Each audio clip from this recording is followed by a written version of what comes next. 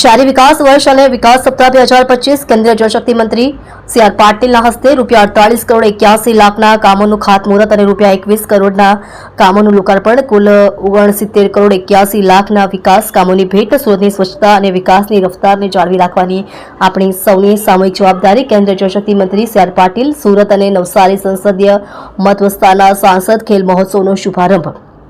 શહેરી વિકાસ વર્ષ 2025 અને વિકાસ સપ્તાહ 2025ની ઉજવણી અંતર્ગત સુરત મહાનગરપાલિકાના વિવિધ ઝોન વિસ્તારમાં ₹48 કરોડ 81 લાખના વિકાસ કામોનું ખાતમુહૂર્ત અને ₹21 કરોડના વિકાસ કામોનું લોકાર્પણ કરી કેન્દ્રીય જળશક્તિ મંત્રી શ્રી સી.આર. પાટીલે સુરતવાસીઓને કુલ ₹69 કરોડ 81 લાખના વિકાસ કામોની ભેટ આપી હતી. મંત્રીશ્રી અને મહાનુભાવોએ લાભાર્થીઓને આયુષ્યમાન ભારત અને આભા કાર્ડનું વિતરણ કર્યું હતું. ઇન્ડોર સ્ટેડિયમ અઠવાલાઇન્સ ખાતે આયોજિત સમારોહમાં કેન્દ્રીય જળશક્તિ મંત્રીશ્રીએ કહ્યું કે સુરત શહેર જનહિતના ક્ષેત્રે નેતૃત્વ કરવામાં હંમેશા અગ્રેસર રહ્યું છે. સુરતને વધુ ખૂબસૂરત બનાવવા માટે સ્વચ્છતાને જીવનનો ભાગ બનાવવો જોઈએ. સુરતની સ્વચ્છતા અને વિકાસની રફતારને જાળવી રાખવાની આપણી સૌની સામૂહિક જવાબદારી છે. રમતગમત સાથે જોડાયેલા બાળકો શારીરિક અને માનસિક રીતે મજબૂત બને છે.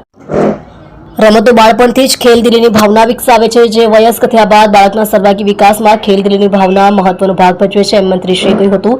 226 જેટલા વિકાસ પ્રકલ્પો શહેરીજનોની સુખ સુવિધામાં વધારો કરશે, એમ જણાવી સુરતને વિકાસની દોડમાં અગ્રેસર બનાવવામાં મહત્વનું યોગદાન આપનાર મનપાના સત્તાધીશો, અધિકારીઓ અને સમગ્ર મનપા તંત્રને શ્રી પાટીલે અભિનંદન આપ્યા હતા. મેયર દક્ષેશભાઈ માવાણીએ સ્વાગત પ્રવચન કરતા કહ્યું કે સુરતની સ્વચ્છતા સહિત અનેક ક્ષેત્રોમાં છેલ્લા 2 વર્ષમાં 14 જેટલા એવોર્ડ મળ્યા છે. સુરત મહાનગરપાલિકા દ્વારા દેશમાં સૌપ્રથમવાર ઇન્ટરનેશનલ ગ્રીન સર્ટિફિકેશન સાથે મ્યુનિસિપલ ગ્રીન બોન્ડ પબ્લિક ઇસ્યુથી બહાર પાડવામાં આવ્યા છે. તેમણે સુરત શહેરમાં વિશ્વકક્ષાનું નિર્માણ પામે તેવી અપેક્ષા વ્યક્ત કરી હતી. આ વેળાએ જીયા વોર્ડ ઓફિસ, કતારગામ, કરંજ, ડુમસ આંગણવાડીઓ, ખટોતરામાં નવી પ્રાથમિક શાળા, સોસાયટીના આંતરિક રસ્તાઓ, પાણીની પાઇપલાઇનો, ડ્રેનેજ લાઇનો, સ્ટ્રીટ લાઇટ્સના વિકાસ કામો સહિતના 226 જેટલા પ્રકલ્પોનું ભૂમિપૂજન અને લોકાર્પણ કરવામાં આવ્યું છે.